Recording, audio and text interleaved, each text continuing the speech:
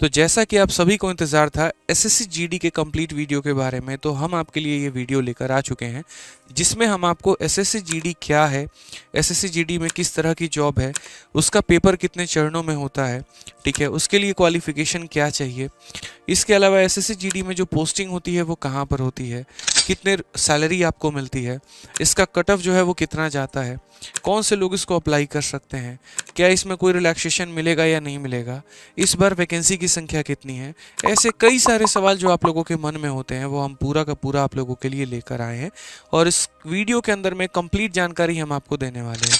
अभी हाल फिलहाल हमने एक IBACIO का हमने एक वीडियो बनाया और काफ़ी अच्छा बच्चों ने उसको रेस्पॉन्स दिया। तो चलिए शुरू करते हैं। तो सबसे पहले अगर हम बात करते हैं तो जीडी जो है वो क्या है। जीडी का फुल फॉर्म की अगर हम बात करेंगे तो इसका मतलब होता है जनरल ड्यूटी, ठीक है।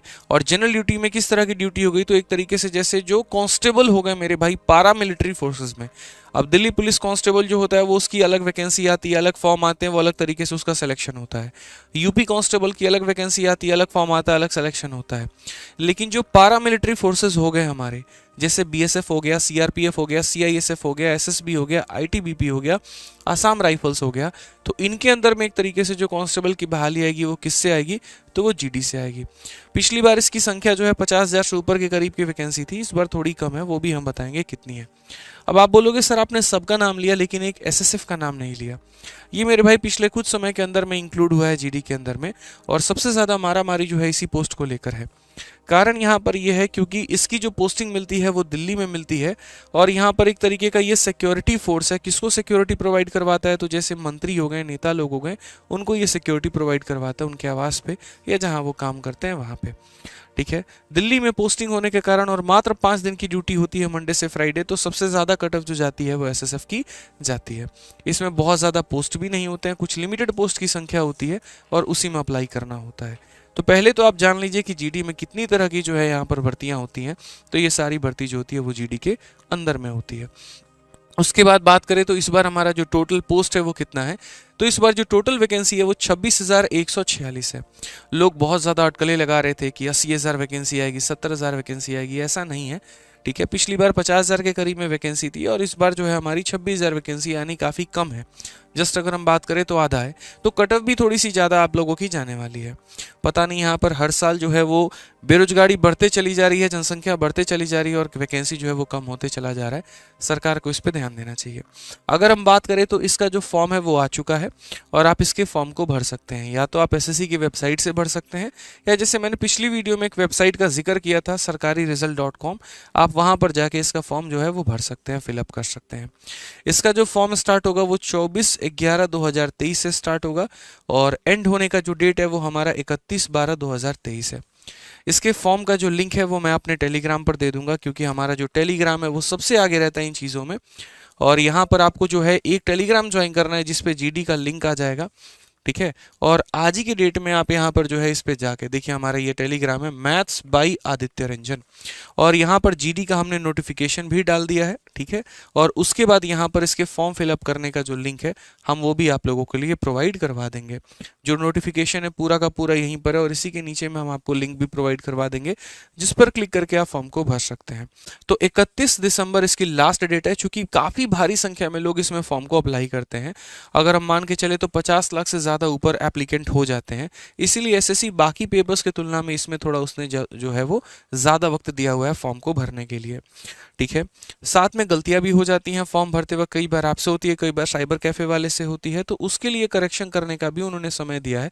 लेकिन ये करेक्शन फ्री ऑफ कॉस्ट नहीं होता, इसके लिए आपको कुछ पैसे देने पड़ते हैं। और ये 4 जनवरी 2024 से 6 जनवरी 2024 जो है यहाँ पर मेरे भाई करेक्शन करने का डेट होगा। बात आती है कि भाई चलो ठीक है हम नौकरी करेंगे तो हमको पैसा कितना मिलेगा, ठीक है। मतलब पता चले कि बॉर्डर पर ड्यूटी कर रहे हैं, हर जगह पे ड्यूटी कर रहे हैं, पैसा काफ़ी कम मिले। तो देखिए गवर्नमेंट जॉब है और गवर्नमेंट जॉब है तो सरकार आपकी हर चीज़ों का ध्यान रखती है, ठीक है। इसमें जो आपको सैलरी मिलती है वो यहाँ पर 30,000 से लेकर लगभग 60,000 तक जाती है। अब आप बोलेंगे सर 60,000 तक की भी सैलरी जीडी से है, बिल्कुल है। वो समय दरमियान जब आपके प्रमोशंस होते रहते हैं तो वहाँ पर मिलता है। दूसरा, इसकी सैलरी कभी फिक्स नहीं होती। जैसे मान लीजिए कि हम भी CISF में जॉब कर रहे हैं, अभी CISF में जॉब कर रहे हैं, लेकिन हम नॉर्मल एरिया में कर रहे हैं हैं और आप नक्सली एरिया में कर रहे हैं तो आपकी सैलरी मेरे से ज़्यादा होगी। यानी रिस्क फैक्टर भी एक बहुत बड़ा फैक्टर हो जाता है और उसके आधार पर भी जो सैलरी है वो तय की जाती है। जैसे सीजीएल में एक्स हो गया, वाई हो गया, जेड हो गया, 3 टियर सिटी के आधार पर जो है वो सैलरी मिलती है। एक इनकम टैक्स इंस्पेक्टर अगर बिहार के छोटे से डिस्ट्रिक्ट में है और एक वहीं पर मेरे भाई मुंबई जैसे महंगे शहर में है तो मुंबई वाले की सैलरी हमेशा ज़्यादा होगी क्योंकि वहाँ की महंगाई ज़्यादा है। उसी तरीके से यहाँ पर भी जो है वो मेरे भाई निर्धारित किया जाता है। अगर हम बात करें उसके बाद में लेकर कि एप्लीकेशन जो आप फॉर्म भरेंगे तो उस फॉर्म का क्या निःशुल्क है या कोई चार्ज है। तो एप्लीकेशन का जो फीस है मेरे भाई, जनरल हो गया, ओबीसी हो गया, ईडब्ल्यूएस हो गया, इसके लिए 100 रुपये है।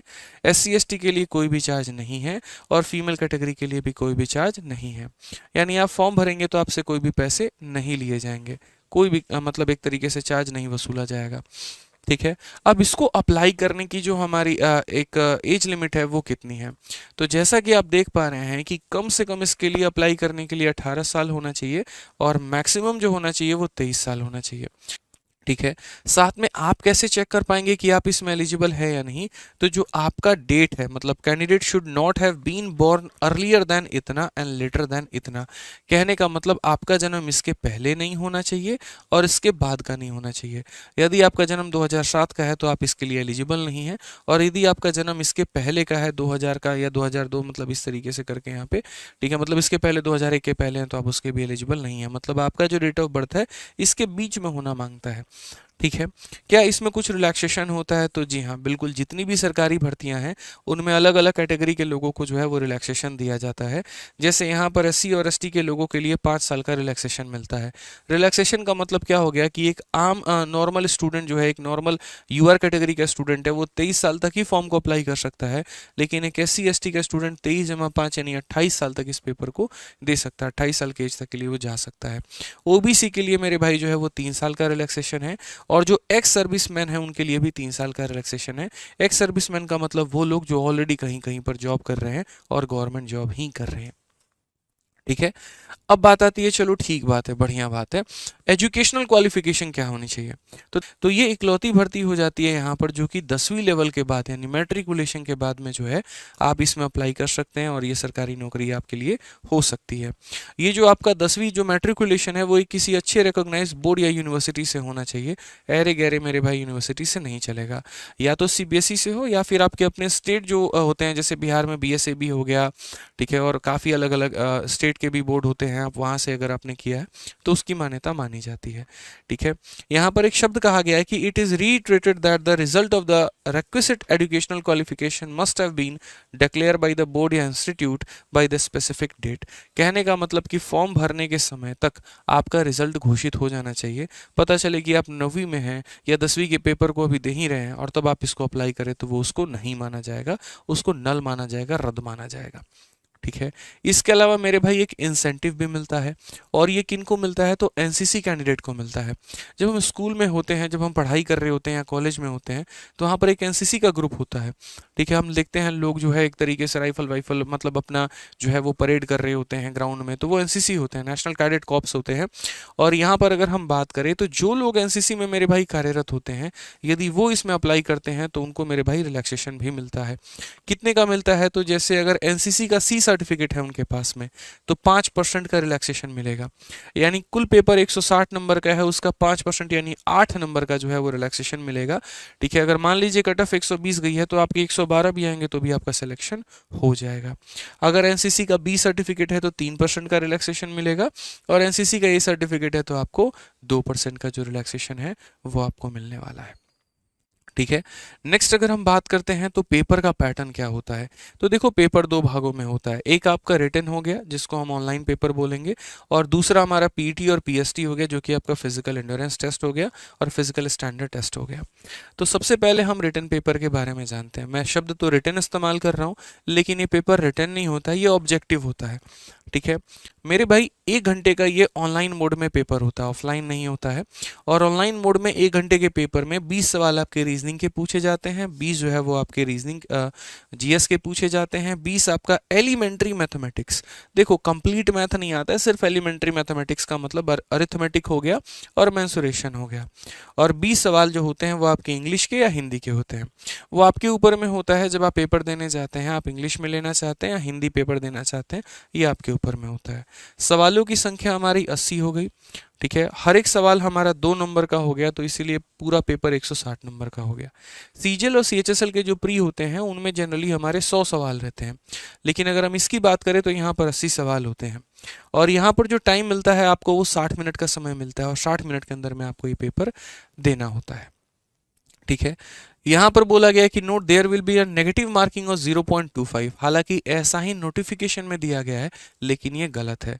जो नेगेटिव मार्किंग होगा यहाँ पर वो 0.25 ना होकर 0.50 यानी आधे नंबर का नेगेटिव मार्किंग होगा, ठीक है। और नोटिफिकेशन में भी जो एसएससी ने दिया है वो गलत दिया है, तो वहाँ पर आप 0.5 मानेंगे, ना कि 0.25 मानेंगे। आधे नंबर करते हैं हर एक गलत सवालों के लिए। अब बात करते हैं उसके बारे में, फिजिकल एफिशिएंसी टेस्ट के बारे में, ठीक है। तो फिजिकल एफिशिएंसी टेस्ट में क्या होता है, तो जो मेल कैंडिडेट हैं उनको मेरे भाई 5 किलोमीटर भागना होता है 24 मिनट के अंदर में, ठीक है। और उसके बाद यहाँ पर जो है फीमेल कैंडिडेट को भागना होता है 1.6 किलोमीटर इन हमारा कितना मिनट, इन 8.5 मिनट। यहाँ पे अगर आप 1 सेकंड भी ज़्यादा लेते हैं तो आपको डिस्क्वालीफाई माना जाएगा। अब बोलेंगे सर जब ये आपने दिया तो ये क्यों दिया है, तो ये देखो एक स्पेशल रीज़न के लिए है। जैसे लद्दाख रीजन में क्या होता है, वहाँ के लोग इतना फिजिकल जो है वो एक तरीके से इतना भागते नहीं हैं चीज़ों को लेके, तो वहाँ के रीज़न के लिए पर्टिकुलरली 1.6 किलोमीटर का एक टारगेट दिया गया है कि भैया आपको 7 मिनट में 1.6 किलोमीटर भागना है। अगर हम सीपीओ में बात करें तो मेल को जो है 1600 मीटर भागना होता है, और कितने में, वो भी तो 6.5 मिनट में। तो लद्दाख रीजन वालों के लिए 5 किलोमीटर की रेस ना होकर कितनी हो जाती है, 1.6 किलोमीटर की हो जाती है। और फीमेल कैंडिडेट के लिए मात्र 800 मीटर का रेस रहता है 5 मिनट में, ठीक है। नेक्स्ट अगर हम बात करते हैं तो वो तो हमारा एंड्योरेंस मतलब एक तरीके से एफिशिएंसी टेस्ट था कि भैया हम कितना भाग पा रहे हैं। लॉन्ग जंप, हाई जंप, ऐसा मेरे भाई इसके अंदर में कुछ भी नहीं है, ठीक है। अब उसके बाद बात करते हैं फिजिकल स्टैंडर्ड टेस्ट के बारे में कि हमारा हाइट, हमारा एक तरीके से वेट वो कितना होना चाहिए। तो यहाँ पर हाइट को लेकर देखिए जो नोटिफिकेशन में दिया गया है वही पॉइंट हमने आपके सामने रखा है। हाइट की अगर हम बात करें तो मेल की हाइट हमारी 170 सेंटीमीटर होनी चाहिए, और फीमेल की जो हाइट है वो हमारी 157 सेंटीमीटर होनी चाहिए। इससे अगर आपकी हाइट कम है तो आपको मान्यता नहीं दी जाएगी और आप इसके लिए एलिजिबल नहीं होंगे, ठीक है। उसके बाद आता है चेस्ट को एक्सपैंड करने का। तो देखिए फीमेल के लिए चेस्ट एक्सपेंशन कभी नहीं होता है, किसी भी पोस्ट में नहीं होता है। मेल के लिए चेस्ट एक्सपेंशन होता है, यानी आपको अपने सीने को ऐसे एकदम फुलाना होता है, जो कि मेरा भी हुआ था। और जब मैं कस्टम्स में एक्साइज इंस्पेक्टर एज सेलेक्ट हुआ तो वहाँ पर भी मेरे भी एक तरीके से फिजिकल स्टैंडर्ड चेस्ट में सेम 5 सेंटीमीटर का एक्सपेंशन वहाँ पर भी मांगा गया था। यानी अगर आपका अनएक्सपेंडेड हो तो कम से कम अनएक्सपेंडेड 80 सेंटीमीटर का सीना हो, और एक्सपेंशन मेरे भाई कितने का चाहिए, तो कम से कम 5 सेंटीमीटर का चाहिए। ये वाली बात होती है, ठीक है। अगर हम बात करें फिजिकल स्टैंडर्ड टेस्ट जो पीएसटी है यहाँ पे, तो उसमें कुछ अलग अलग जगह के लोगों के लिए रिलैक्सेशन भी है हाइट में, और वो हमारे यहाँ पर ये है। जैसे कुछ नॉर्थ ईस्ट स्टेट हो गए, कुछ शेड्यूल ट्राइब हो गए, तो उनके लिए अलग, मेल के लिए अलग हाइट और फीमेल के लिए अलग हाइट। फिर उनके लिए कंप्लीट हमारा 170 सेंटीमीटर ना चाहे इतना इतना इतना सेंटीमीटर चाहिए होता है। तो आप जिस रीज़न से हैं वो आप यहाँ पर पढ़कर देख सकते हैं। टेलीग्राम पर हम PDF डाल देंगे, वहाँ से पूरी जानकारी आपको मिल जाएगी। बहुत ही शानदार तरीके से हमने आप लोगों के लिए PPT बनाई है, हम आप लोग को प्रोवाइड करवा देंगे, ठीक है। नेक्स्ट अगर हम बात करते हैं यहाँ पर, तो यही सारा बात है। चेस्ट के लिए भी एक्सपेंशन होता है जिस तरीके से हाइट के लिए होता है, और वो भी हमारे अलग अलग कैटेगरी के लिए अलग अलग एक्सपेंशन दिया गया है, तो आप इसे भी मेरे भाई पढ़ सकते हैं, ठीक है। नेक्स्ट हम बात करते हैं मेडिकल एग्जामिनेशन के बारे में। मेडिकल एग्जामिनेशन की बात करें तो at the time of DME following document will be verify. जो डॉक्यूमेंट वेरिफिकेशन होता है तो किन किन डॉक्यूमेंट्स को चेक किया जाएगा, तो सबसे पहले आपके मैट्रिकुलेशन का जो पेपर है वो चेक किया जाएगा, क्योंकि वो आपके एज को प्रूव करेगा, एज को आपको जस्टिफाई करेगा। दूसरी बात, आपका डोमिसाइल सर्टिफिकेट चेक किया जाएगा। क्यों? क्योंकि यहाँ पर अलग अलग स्टेट की कट ऑफ अलग अलग जाती है, तो यहाँ पर डोमिसाइल का मेरे भाई चेक होना बहुत ज़रूरी है कि आप किस राज्य से आते हैं और वहाँ के वैलिड नागरिक हैं कि नहीं है। यहाँ पे एक एनसीसी का वैलिड सर्टिफिकेट होगा, अगर आपने एनसीसी का सर्टिफिकेट दिया है तो वो भी चेक किया जाएगा, फर्जी तो नहीं है। तो ऐसे कई सारे सर्टिफिकेट है जो सभी की सभी बातें यहाँ लिखी गई है, हम आपको पीडीएफ दे देंगे, आप वहाँ से पढ़ लीजिएगा। ठीक है, डिटेल मेडिकल एग्जामिनेशन की अगर हम बात करें, डीएमई की बात करें, तो वहां पर देखिए डायरेक्टली नोटिफिकेशन में तो कुछ नहीं दिया है, लेकिन इसका डिटेल मेडिकल एग्जामिनेशन का वही होता है जो हमारे सीपीओ के लिए होता है, और वो मैंने आप लोगों के लिए लिख दिया है कि जैसे आईसाइट जो है वो आपका 6/6 होना चाहिए, कोई नौकनी नहीं हो, कोई फ्लैट फुट नहीं हो, कोई वेरिकोज वेन नहीं हो यहाँ पे। ठीक है, तो ये सारी बातें हमने लिख दी है आपको। तो फाइनली अगर हम मोड ऑफ सिलेक्शन की बात करें तो मोड ऑफ सिलेक्शन हमारा क्या है, तो सबसे पहले हमारा कंप्यूटर बेस्ड एग्जामिनेशन होगा 160 नंबर का। उसके बाद में हमारा फिजिकल स्टैंडर्ड टेस्ट होगा जो कि हमें रनिंग करनी है 5 किलोमीटर की। फिर उसके बाद फिजिकल एफिशिएंसी टेस्ट होगा जिसमें हमारा हाइट और चेस्ट नापा जाएगा। फिर उसके बाद हमारा मेडिकल एग्जामिनेशन होगा और लास्ट में हमारा क्या हो जाएगा, तो डॉक्यूमेंट वेरिफिकेशन हो जाएगा। जब आप अभी फॉर्म भरेंगे तो आपसे आपको पोस्ट की प्राथमिकता पूछी जाती है कि आप यहाँ पर कौन सा पोस्ट को पहले प्राथमिकता देना चाहते हैं। तो अलग अलग पोस्ट के लिए अलग अलग कोड है, जैसे बीएसएफ के लिए ए है, सीआईएसएफ के लिए बी है, सीआरपीएफ के लिए सी है, एसएसबी के लिए डी है, आईटीबीपी के लिए ई है, आसाम राइफल के लिए इतना है और एसएसएफ के लिए एच है। इसको स्पेशल हाईलाइट मैंने इसीलिए किया है क्योंकि मेरे भाई स्पेशल पोस्ट बन जाती है जो कि लोगों में सबसे ज़्यादा चर्चित है। तो आप उस तरीके से यहाँ पर जो है फॉर्म को भर सकते हैं। सबसे ज़्यादा जो वैकेंसी आती है दोस्त यहाँ पे वो वीएसएफ में आती है, बॉर्डर सिक्योरिटी फोर्स में, और यहाँ पर जो है कट ऑफ भी थोड़ी कम जाती है।